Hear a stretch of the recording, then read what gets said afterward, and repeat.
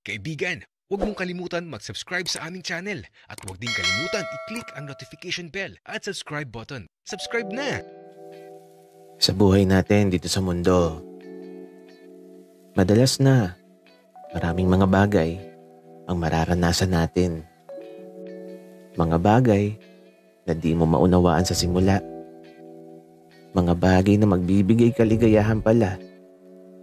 Sa mga puso nating ang hangad lang ay ang maging masaya. Pero kasabay ng kaligayahang hinahangad ng puso mo, may pagsubok talagang darating.